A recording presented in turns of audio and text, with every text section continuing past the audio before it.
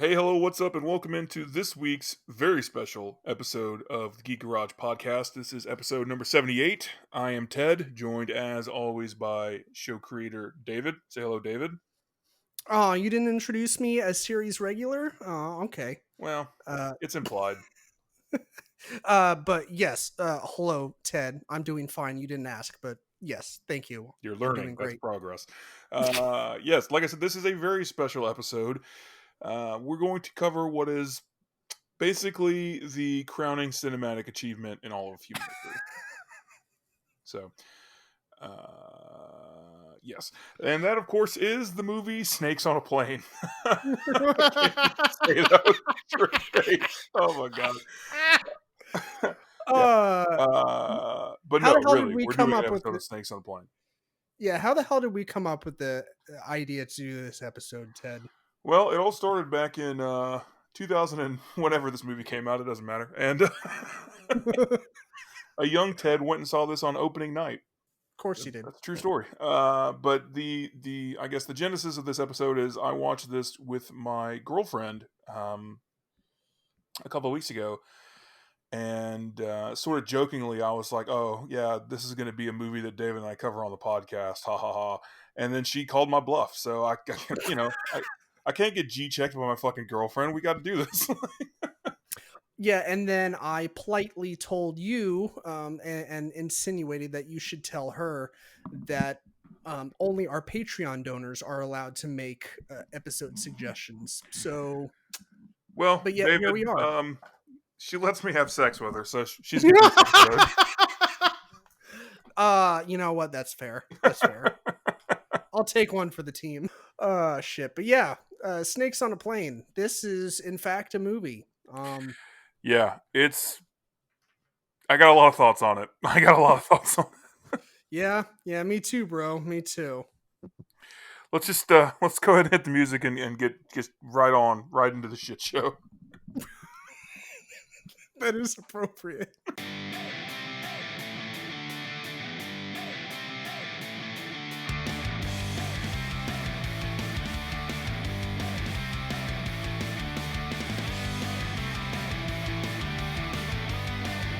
My first question for you, David, is Snakes on a Plane a good movie? Yes, it's fantastic. It's like the best movie.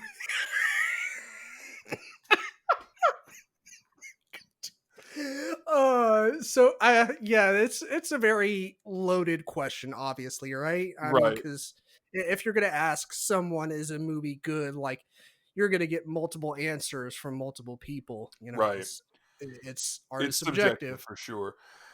This kind of movie exists in the same way that like the movie Bloodsport exists to me in that yes, it's a lot of fun and also no, it's not good. Yeah, I mean, kind of like you say a lot. Is it high art? No, it's not. But we were talking about this earlier today. It's one thing that it does like incredibly well is it's very self-aware.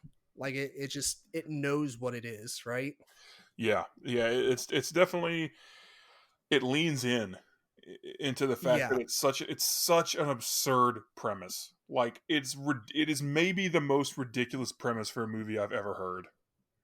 right. It seems like something that a couple of guys got really really high one night and were like, "Bro, what if, hear me out, snakes on a plane?"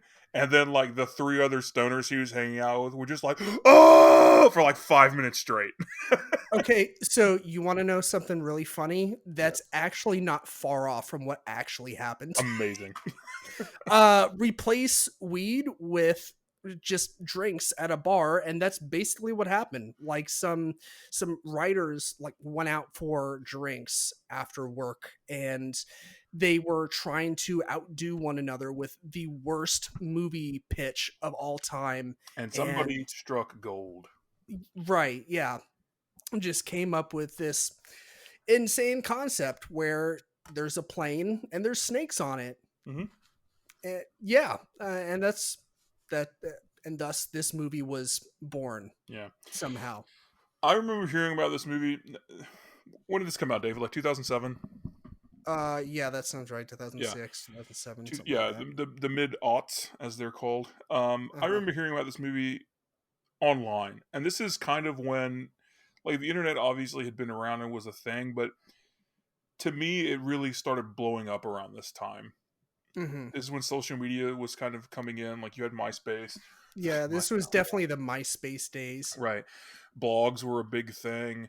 Hmm. A lot of independent sites were starting to spring up in the sense of like independent movie sites and like like rumor reports and things like that, where all those things had existed in some form or fashion, but they were starting to become sort of, in my opinion, they were sort of starting to be on that path to like what they are now, where you have all these massive like message board sites like Reddit, or there's different social media sites, or there's like a blog or a website dedicated to every like specific show or movie basically. And it was Yeah. kind of the start of that. So I remember this is one of the first movies I really remember that got like a big internet following before it ever released. Like, now that's pretty normal, a movie gets announced and there's a subreddit about it, or like message boards, and people on Tumblr. Is Tumblr still a thing? I don't know. People on Tumblr or wherever are like, No. no, they got Everyone rid of porn, and that was all she wrote. That was the end of Tumblr. Uh, but, precisely. but whatever, whatever social media site or sharing site, immediately people are talking about it. Hmm. That didn't used to happen, right? I could be wrong, but to me, this is the first one I remember that really got a big internet following and was sort of already like a meme before the movie ever came out. Oh yeah, yeah. Like they were calling it a cult classic before it even opened in theaters. I was Right. like, how is that possible? Like, I mean, granted, they were predicting it, to be a cult classic just because it was a ridiculous premise Hmm. and a ridiculous movie. But yeah, they were calling it just an automatic cult classic, and I think that's pretty fair, honestly. Yeah. This is also kind of that period where Samuel L. Jackson was just like, "Yes, I will take your money and be in your movie," and it did not matter what the movie was. Like, he was in every. He's still in a lot of movies. They're predominantly they're Marvel movies because there's like 40 of them. But like, Uh-huh. at this point, he was just like, Lakeview Terrace. How many zeros are on the end of that number? I'm in. Like, he was just like, fuck it, pin me, pay me. Um, but weirdly, he's also kind of the reason this movie even got made, because everybody else was like, fuck no, I'm not going to be in this dog shit movie. And then they're like, oh, Samuel L's in it? I'm in. Like, Right. Yeah. Didn't he actually take a pay cut for this movie? Like, I think they were trying to do something, and he took a pay cut for. that's, Uh, that's, I mean, I would believe it. I know he was very like into this movie, and, yeah, very, he very, jumped. Sorry, he jumped on board like after he read the title of the movie. He was like, right. "Fuck it, I'm in." And he really pushed to have it made, and so I wouldn't be surprised if he took a pay cut. Like I said, I know he's a big part of the reason why it happened and why a lot of other people signed on for it. Hmm. Um, and we'll kind of touch more on that. Getting back to the point we were talking about of like how it just kind of leans into the like self parody in a lot of ways. Like, Hmm. it does so in a way that's it's done well. Like, a lot of movies that try to be self aware lean in a way that's like too tongue in cheek, where they're like, it feels like every 5 minutes the creators are kind of nudging you, being like, hey, get it, we're in on it too, ha ha ha. And like, that's not cool or funny. Hmm. This movie does it in a way that's just like, it does that and then goes a step further, where it's just like the whole movie, like, it's like, fuck it, from the title, from the moment you read snakes on the plane, you're like, oh, this movie knows what it's doing. Like, Right. they're all in on the joke, and they're treating it like a joke, but not in a way that's like, look how meta and fun and cool we are. They're just like, let's make a B, not even like a C level movie, really, with an A-list star and a budget, like a real Right. budget. Yeah, it what it's trying to do, it does really well. Like, and this movie has like it exceeds at several different things that I think is attempting to do. Like, like the action part of it. Like there's a tiny bit of a horror element, I guess you could say, you know, when like the snakes first start attacking. And like we were talking about this earlier today, how like you laugh at certain parts when they're getting attacked by snakes, and you know it's not meant to be laughed at in the traditional sense, but you end up laughing anyways because I mean, it's fucking snakes on a plane. Yeah, um, it's really similar to like a lot of horror movies or slashers where it's like normally you wouldn't be laughing and cheering on somebody being horrifically murdered, but like within the context of the movie, it's okay. right, yeah. Um, and we were texting a little bit before we were recording, and I said, you know, the only the only like thing you need to know about how self-aware this movie is that there is a snake button on the microwave, which Yes. I actually it had to be pointed out to me through I forget I mean I saw it a couple different times through a YouTube video and then through the IMDb trivia. But yeah, there's, you know, when the only male flight attendant throws the snake in the microwave, you know, and he rattles off the line like, "Who's your daddy now, bitch?" Like Yeah. there's a button that says snake Yeah. microwave. Like It's like the blink and you miss fuck? it. Yeah, but it's there. Yeah, it really is a blink and you miss it spot because I didn't, like I said, I didn't know it was there. Like,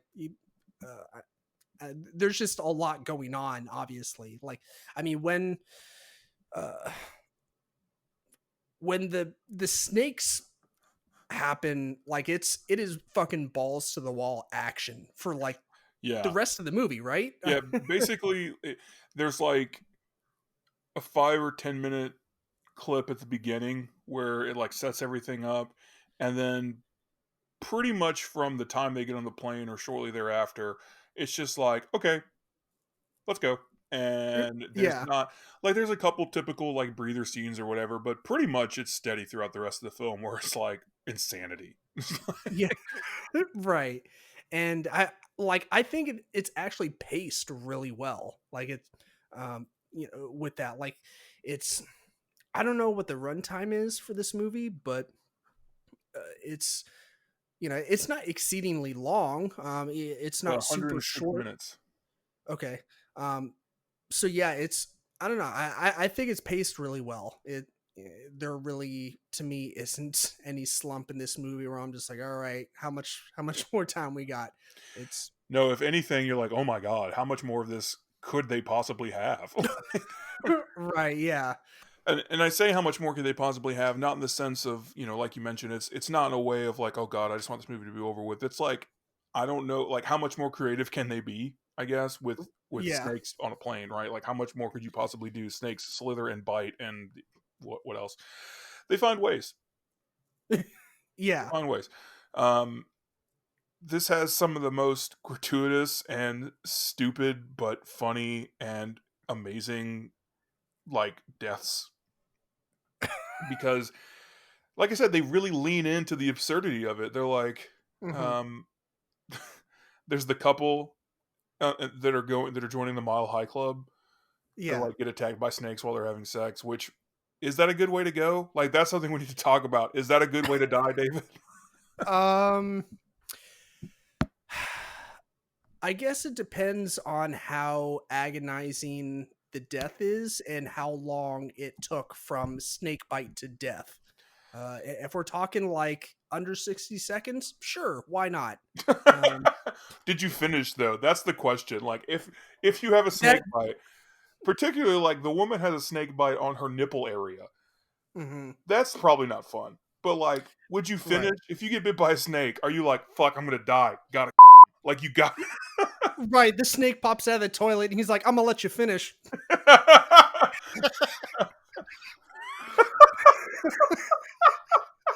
But right after this, you're fucking dead, son. It's over. Right, I'm gonna bite you in the dick, bitch. Right in the dick. Right. That happens to another guy. He goes to the bathroom to urinate and snake right up through the toilet. Uh, That's a real fear of mine. Even before this movie, that's a real fear of mine. I mean, if you're one that does a lot of like camping or outdoorsy type stuff, it's a legit fear. But yeah, I mean, the deaths are absurd, just absurd. Yeah. We talked about the couple, the guy in the bathroom who gets bit on the Johnson. That's not a fun Yeah. way to go. Yeah, so I think when the snakes like first make their big introduction, they're slithering through the the the aisles and the underneath the seats, and then a bunch of them pop down whenever the oxygen masks deploy or Yeah, what have you, and just insanity ensues. One thing that I noticed on this time around watching it was how great this sequence is edited, because you get like, you see the one couple uh that you see in the airport where the wife is reassuring the husband who's afraid to fly, and the girl's like, you want a Xanax? Um and so you get them, and then you get like the lady who's got the sleeping mask on her face, I think, and she's sleeping, and she's got the snake crawling up her shirt, and there's a couple other bits like that. And I thought they did a great job actually of filming those where you see those people in sequential order, and then you see them again in the same order when the snakes start attacking, and then you see them once more when they're dead, basically. right, The one that, I mean, speaking of stuff that like you're not, I guess, supposed to laugh at, or you wouldn't traditionally laugh at, but is genuinely fucking hilarious, is when the snake drops down from the oxygen mask area, and that dude just is holding the snake and screaming in its face. He's like, ah! Like, it is the funniest shit ever. Like, just screaming in this fucking snake's face. Like, I don't know why. I found that so fucking funny. I And mean, then like, it's a legitimately funny movie. yeah, and then the girl with or the woman with the snake crawling up her shirt, she gets bit in the eye, and then there's another girl that got bit in the tongue. I was like, that one fucking sucks. Like, Yeah, I bet that, yeah. I think the editing does a really good job of like helping you feel the chaos and pandemonium without doing the Taken thing where there's like 45 cuts for no reason. Right, yeah. Um, I mean, it's not going to win any awards for like cinematography, but for what it sets out to do and for like what it is, I think it's very competently done. This also has one of my favorite throwaway scenes in any movie ever made, and if I am ever fortunate enough to make a movie, whether it fits in or not, I will have this happen, where a kickboxing champion literally grabs a striking snake out of midair and makes a sound. He's just like, "Wah!" Like Bruce Lee shit, and I was just like, I literally stood up in the theater and cheered when that happened. Yeah. Yeah, that dude, he was I don't know. I just remember him like being like a good guy. Like, Yeah, he was like, I think yeah, he's I'm in here to, exactly 3 scenes, and that's one of them. yeah, he's like, I'm here to kick snake ass. Right. It's like he's introduced in the most throwaway way, like throwaway fashion possible, where it's like, Right. oh, I just won a kickboxing tournament. Okay, cool. That's a random thing that you just shared with complete strangers, but thank you for that. And then the next scene, he saves the woman by grabbing a snake out of midair. And then I think like you see him at the end waving, and that's it. That's it. That's it. That's his whole character arc. I mean, a fantastic character arc. True. It's True. short, Less is short, more in this case. yeah, short, sweet, concise. Yeah. That's Got the kind point of the across. yeah, that's kind of the overall theme of this movie. Yeah. It's just, straight to the point. Like, No fucking uh, around.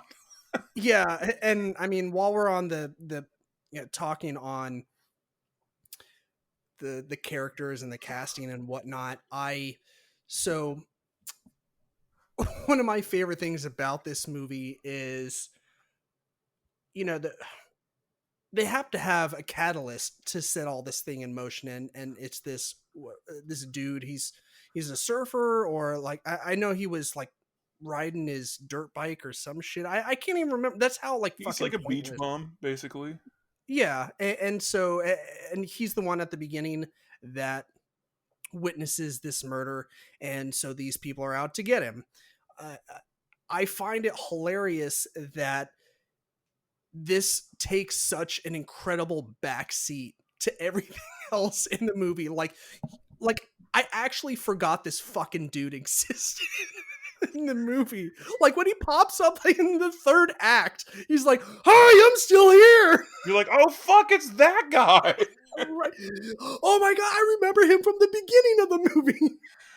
I also he's in like one scene after, so it's like after it's when they're getting on the plane, and you see them like you see the guy spraying the pheromones or whatever on the snakes, talking on the phone, and it cuts to Eddie Kim. That's the mob character, the gang boss. Um, Right.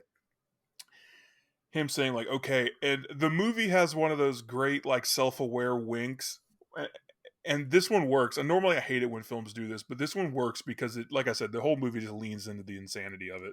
Mhm. Where the guy's like, are you sure this is a good idea? And he's just like, what the fuck do you want? This is all that I could do. It's like, I tried everything else. This is all I could come up with. And I was like, really? This is all, like, you couldn't, you're a gang boss.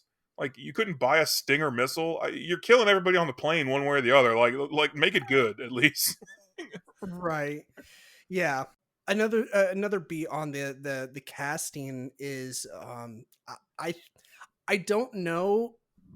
I'm assuming that they wrote the role of the co-pilot, and then uh I don't know if he was the pilot or co-pilot. I think he was the co-pilot. Oh my god, I can't talk. The Co-pilot. co-pilot? Yeah. Yeah. And then filled that role with an actor. I'm assuming that's how it worked, but it was fucking perfect casting for David Koechner. Like that is like his that is right down his alley of a character that he plays, right? I mean, he's plays Todd Packer in The Office. He was um Champ Kind yeah, from from Anchorman. Anchorman. Like he plays that guy in almost everything that he's in, and like he just does a great job playing that character. But what's what's funny to me is that he's actually not like that at all in real life. Like everyone that talks about him as like a actual person, not an actor, is that he's the nicest guy on the planet. Like I find that hilarious that he's like a Because he douchebag. always plays exactly such like a just skis ball. Yeah. Like he just plays that role so well, but I find it hilarious that in real life he's just, this, squish ball of a dude that, is just a lovable puppy person. Right. Um, but yeah, I thought that was great casting for that role where he's, just that. I mean, I don't know if it's a stereotype for a co-pilot to be a perv, but he, the way that they wrote this character, it was pretty damn fitting. Yeah. This has a really weird cast. And I think it's because they were like, who can we get to be in this? There's like, of course, there's Samuel L. Jackson, huge A-list Uh-huh. star. Even at this point, he was a huge A-list star. Yeah. Juliana Margulies, who like has had a pretty good TV career. She was on The Good Wife, I think it was. That was kind of her big show. She's been on some other stuff. Hmm. Um, so not nobody. And then there's like a bunch of nobodies. Right. Yeah. Keenan Thompson, for some reason, I guess he needed a Hmm. paycheck. I think he wasn't deep into his SNL thing. Like I think he had just started around this time, his his time on SNL. But I think as of right now, he's one of the longest running SNL cast members. Just as a small side note, I believe he um, is the longest tenured is cast he? member. Yeah, I mean that he's been on the sounds show right. since 2003. Yeah. Yeah. He was pretty funny. And then I always loved the line. I know it's not a commonly discussed line, but like when that girl, the mom who has the baby, the infant, she has her technique of putting oil in her mouth and then sucking the venom out of Yeah. that boy's arm. Like Keenan's buddy, I guess they're both bodyguards, but the other dude, he's like, "That's what I'm talking about." Yeah. Like, Uh, just the way he delivers it is it's so good. it's pretty good. But don't do that because you will die. That does not work at all. That is complete Yeah. bullshit they made up. Do you know this from personal experience? Yes, David, I sucked the poison out of someone's arm and then died, and now on the podcast talking about Yeah, I figured that was probably the case. it. Yeah. No, that's one of the things that came out after the movie where people were like, "Don't actually try this." And I'm like, "Who the fuck would actually think to try that?" It's a movie called Snakes on a Fucking Plane. Why would they be like, "Yes, yes, they're giving me good information here"? Well, I mean, hey, the CPR instruction from the episode of The Office that actually ended up saving people's lives because they I mean, obviously they weren't certified in CPR, but just by watching that episode, but No, that's how it works. You watch one episode of The Office, you get your CPR certification. right, that's actually how real life works. Yeah. It's pretty cool. We talked about a bit ago how this was basically one of the first movies that either of us can remember getting a lot of pre-release hype on the internet. One of the things that kind of came out of that is like we mentioned, or you mentioned, that it had a pretty big cult following before it ever even was released as a result of that. One of the things they did is when they finished filming it and they sent it off to the ratings board, it got rated PG-13. And normally Right. you would be like, all right, PG-13, yeah, that's kind of the rating a lot of films strive for, because if you have an R-rated movie, you automatically lose out on a big chunk of the audience. It's Hmm. much harder to make money, things like that. Well, this movie people already expected to be like ridiculous and over the top, and also they expected Samuel L. Jackson to be, dropping F bombs every other word, because that's what Samuel L. Jackson does, right? Uh-huh. Right. So they went back in and they reshot and added scenes to get it made rated R. I don't think I've ever heard of a fucking movie doing that. No, Like, because no ever. other movie ever fucking has done that. You know what? Let's go ahead and give it the kiss of death. Let's get it an R rating. Like, I can't imagine, like, no, I mean, I can't. I get the thought process. Like, I can easily rationalize and think about what it is, but like, I just can't imagine sitting there and being like, "Oh fuck, it's rated PG-13. We're doomed." Like, right. Yeah, it's like I mean, to give another Office reference, it's like, you know what? I'm gonna start dating her even harder. right? Well, like fuck your PG-13 rating. Like, let's go add some more abhorrent shit. And that's where like the great line comes in of I've had it with these motherfucking snakes on this motherfucking plane. Uh right. Yeah, I think I posted it on, it was either my personal Facebook or the Facebook podcast group, or I put in the TV sub line where it's like, I'm tired of these mother loving snakes on this sock stuffing plane. Yeah, there's some great edits for it for TV. Um, Yeah. my favorite one is like I'm sick and tired of these monkey fighting snakes on this Monday to Friday plane, because that makes no sense whatsoever. Right. I always That's felt an like, episode we should do, like the best edits for TV, because there are some good ones. yeah, yeah, I bet there's a slew of YouTube videos out there to watch for, made for TV edits. That'd be a good one. I mean, I don't know how entertaining it would be for listeners, but it'd be Don't care. entertaining Want to for do it? us. Yeah, And that's all that matters, right? exactly. Yeah. So it turns out that they actually use like over 400 real snakes for the movie. I think the original idea was to like try and incorporate the snakes in real life like as much as possible, and do as little digital rendering and CG as possible. But the snakes, I think I read they weren't as menacing as they were wanting them to look. Like they didn't they're just like they moved a lot slower than what they had planned for the snakes. They're, as far as the movements and how fast they Coked up go. murder snakes. Yeah, exactly. Like that's what the snakes were. So uh so they ended up I mean, they did use like like I said, over 400 real snakes, but they just did some digital renderings for the snakes, which, I mean, yes, the CG looks a little dated because it was back in like what, 2006 or 7, but it I think it holds up a little bit, and I think it adds to the movie the fact that they use so many different snakes. Like, you don't just see the same generic 4 or 5 snakes over and over again. Like, you see, big ones, small ones. You get the big one. I forget the name brand. Constrictor. The what? The The constrictor? boa Yeah, constrictor. Yeah. yeah. The one that ends up eating the Or maybe fucking no. Actually, I think it was a python, a Burmese python. python. Yeah, yeah, that sounds right from the trivia I was reading. But yeah,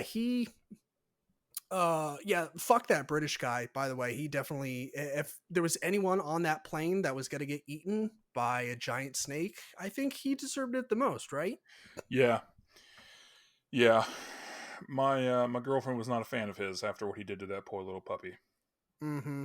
She Yeah, cheered his death the most, and deservedly so. Um, right. you mentioned that they used a lot of live snakes. It's amusing to me that as much as Samuel L. Jackson wanted to do this movie, he also had it written into his contract that no live snake could be within 8 feet of him, or I'm sorry, 8 meters, so like 25 feet of him on Yeah, set. yeah, yeah. He's not a fan of snakes, I actually. mean, I don't blame him. I don't fuck with snakes either. But that's just so funny to me. He's like, I want to do this movie, but I don't want to fuck with snakes at all. Like, Mr. Jackson, I don't know if you know this, but it's in the title. Like, you have to fuck with snakes. You fuck with the war? It's not called snakes around the vicinity of the plane. Okay, Snakes within 8 meters of the plane. snakes a respectable distance away. That's not what this movie's about. Right, they keep their distance. Like, they actually stay in the cargo area of the plane. They never That would come be the out. most boring movie of all time. Right, it's just panning back and forth between like 17 conversations of the passengers. You're like, all right, well, we safely landed in Los Angeles. Everyone Peace.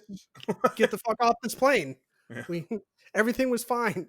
I mean, we've talked a lot about what a fun movie it is and the things we like about it, but what are some things about it that you don't like, David, or is there anything that you don't like about it?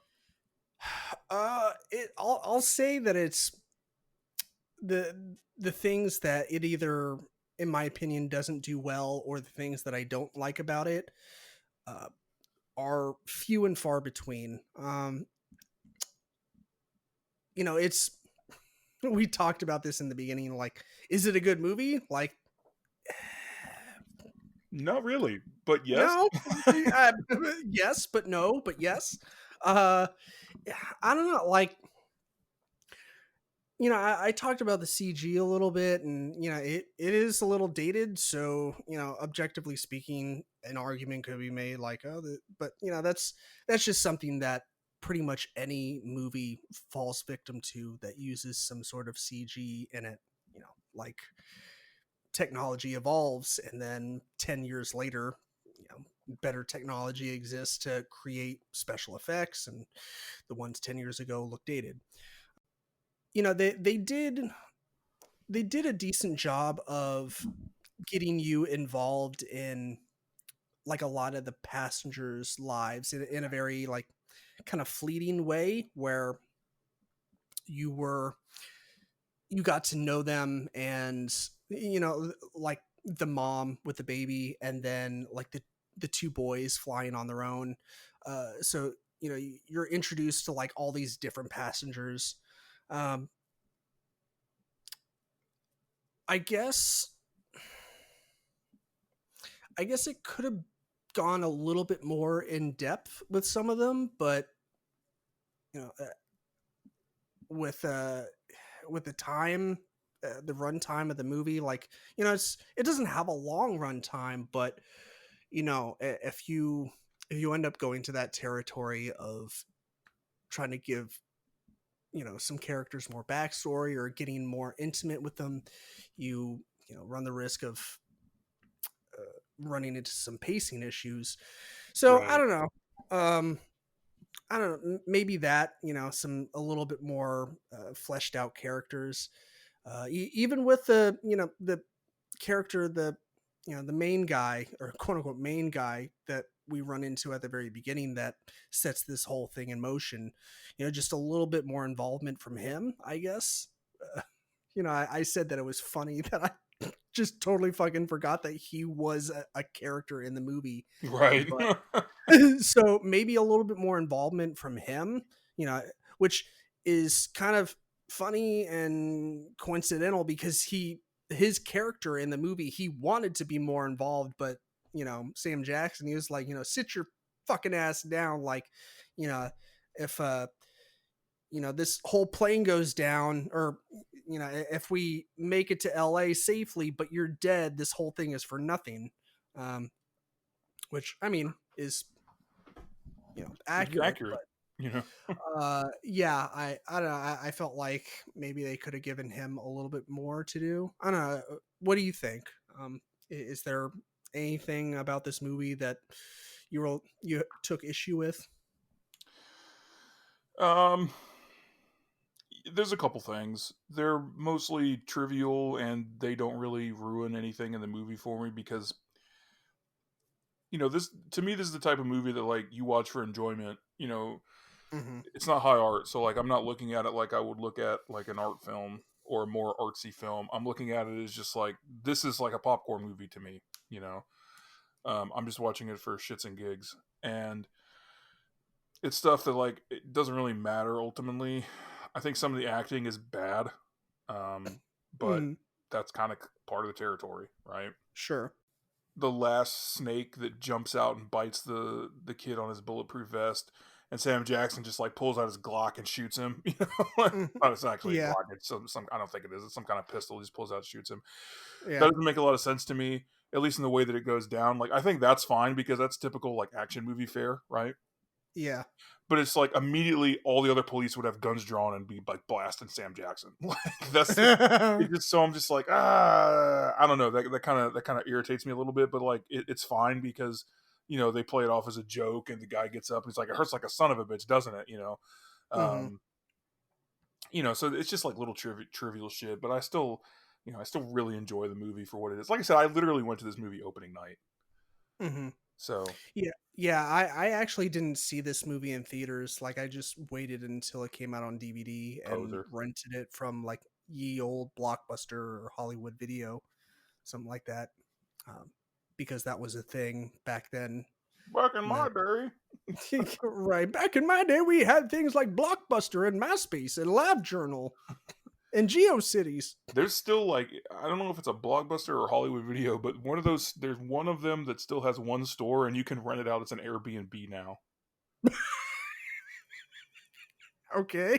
I don't know, that's just random. I think that's cool as shit. Like 12-year-old me thinks that's the best thing that's ever happened. You know what I mean? I mean, that's pretty fucking cool. Yeah. I know that the very last Blockbuster, like the last standing one, I think it's in Alaska, I Yeah. believe. You can actually buy merch online, like Blockbuster merch, which I think is kind of cool. Um, yeah, that's just a little unnecessary aside Little there. segue there. Yeah, aside, like you said. Yeah. I mean, there's not a lot you can say about this movie. It's really, really fun. Hmm. It's also really, really not good, but in a really, really fun way. Yeah, like it's like we've said, it's not meant to be high art or Mm-mm. anything, or talked about alongside, The Godfather and um, Pulp Fiction, and just the other classics that people wax poetically about. It's meant for you to jump in and just have a good time, like we were Right. saying, a popcorn flick. So yeah, but like we said, it's incredibly self-aware. It knows what it is, it knows what it's doing, and it does it really well. So it's hard to take issue with it, because it's not like it's trying to be something it's not, right? I mean, this movie's on Hulu. Yeah. Watch it. It's ridiculous in all the right ways, Hmm. in my opinion. But other than that, yeah, let's hit shit that doesn't suck. Cool. For my shit that doesn't suck this week, this is an oldie but a goodie. It just got put back on Netflix recently, so I've been going back and rewatching it there, and that is Chappelle Show. Yeah. Um, this gets thrown around a lot, and I've said this about a lot of movies that we've talked about, a lot of things we talked about on the podcast. But Chappelle Show, I remember watching it for the first time, and like I just had this feeling that I was watching something special. Mm-hmm. And the show has not had new episodes in 15 years probably, and I still quote something from this show on a weekly basis at the very least. Like all the jokes and lines that you still remember, like I still quote with different friends. Like it's Mm-hmm. just, it had such a profound effect on me and so many people that I'm friends with, that like these sketches, most of them are like burned into my brain, Yeah. and I still laugh at them like I'm seeing them for the first time. It's just, it was such a genius, groundbreaking, funny show. And the fact that Chappelle came out and his very first episode was the black white supremacist is the ultimate, like that is such a god tier flex. I can't even Yeah. imagine the stones it takes to do that. Yeah. No, that was. Yeah, I remember watching this series. I think it was me and Lindsay and um, a couple friends long time ago. Obviously it was when it was still airing, and we were just watching the back episodes.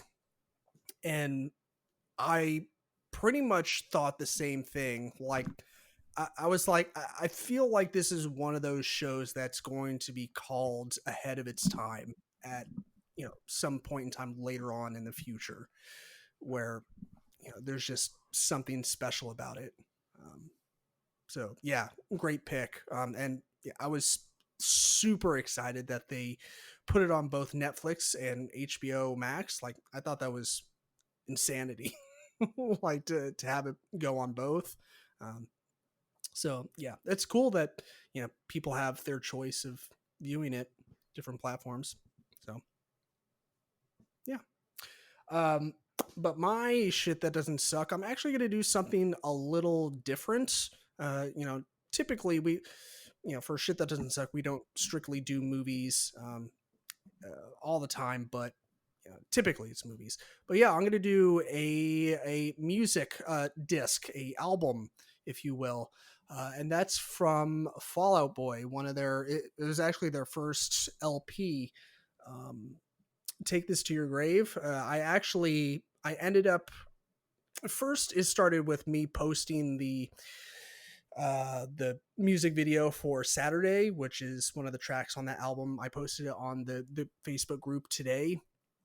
I was like, here's an appropriate music video for your Saturday, because as at the time of recording this, it is in fact Saturday. And then I went back and listened to that album, and I was like, God, like solid fucking album. Like it's a shame that Fall Out Boy doesn't make that kind of music anymore, but at least the album still exists, and we can in fact still listen to it. So yeah, that's my shit that doesn't suck. It's their first LP. Take This to Your Grave. So yep.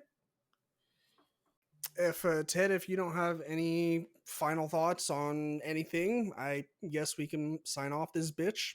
Uh, like usual, if you haven't subscribed to the podcast already, go ahead and do so. Leave us a rating and review where applicable. Basically, iTunes, Apple Podcasts, and Stitcher. Um, yeah, and as always, be kind, stay geeky, and eat lots of cheesecake. Goodbye.